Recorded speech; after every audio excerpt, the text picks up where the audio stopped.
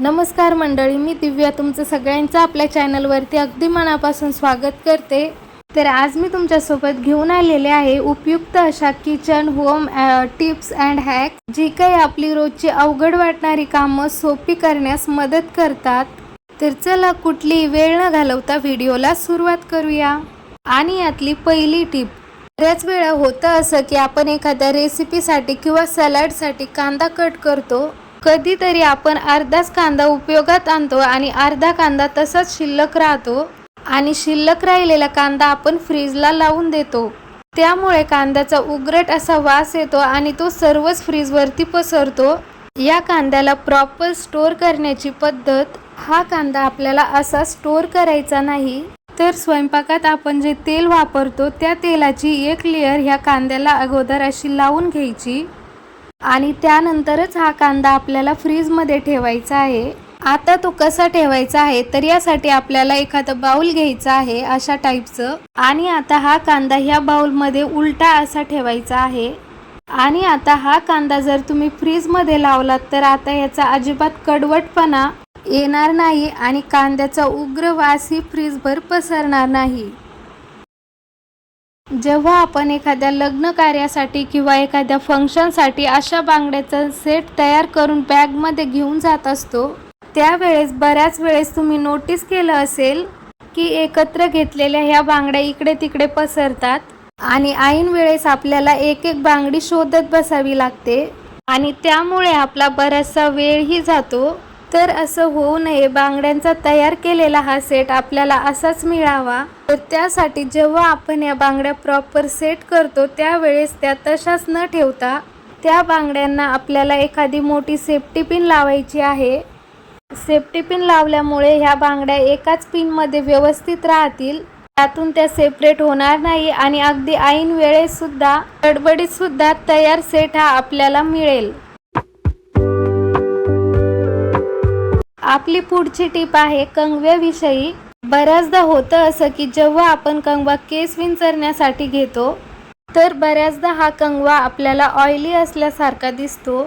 आता अशा कंगव्याने तर केस विंचरायला आपल्याला आवडणारच नाही। आता हा कंगवा साफ करायला आपल्याकडे इतका वेळही नसतो, तर हा कंगवा इन्स्टंट साफ करायचा असेल तर अगदी पाण्याने वगैरे धूत बसण्यापेक्षा आपल्याकडे तर टॅल्कम पावडर ही असतेच, तर थोडीशी टॅल्कम पावडर आपल्याला यावरती ॲड करायची आहे। टॅल्कम पावडर टाकल्यानंतर एखाद्या कॉटनच्या किंवा सॉफ्ट कपड्याने हा कंगवा आपल्याला क्लीन करायचा आहे।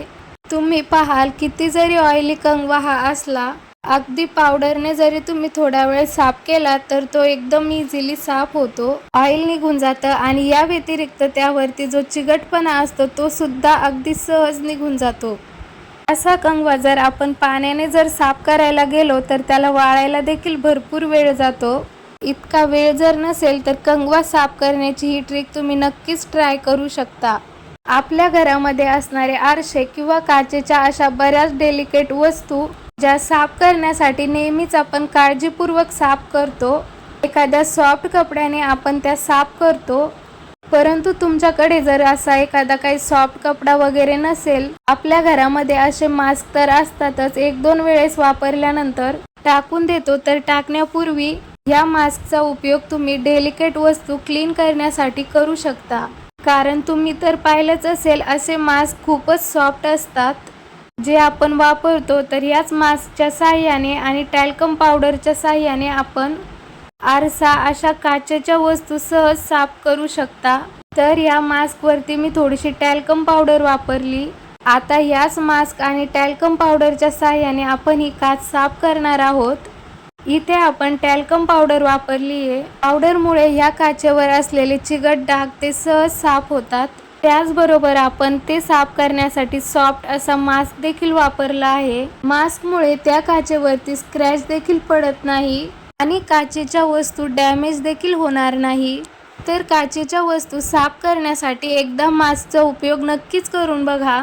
आपली पुढची टिप आहे लसूण सोलण्याबाबत। बऱ्याच वेळा होतं असं की आपण लसूण सोलत असताना बोटांच्या किंवा नखाच्या साहाय्याने आपण लसूण सोलत असतो, त्यामुळे बऱ्याच जणांना नखाची आग होते आणि बोटांचीही जळजळ होऊ लागते। त्यामुळे बरेच जण लसूण सोलण्याचा कंटाळाच करतात। तर लसूण सोलण्याची आज मी तुमच्यासोबत एक छान ट्रिक घेऊन आली आहे. आता लसूण सोलण्यासाठी तुम्हाला नखाचा वापर करावा लागणार नाही.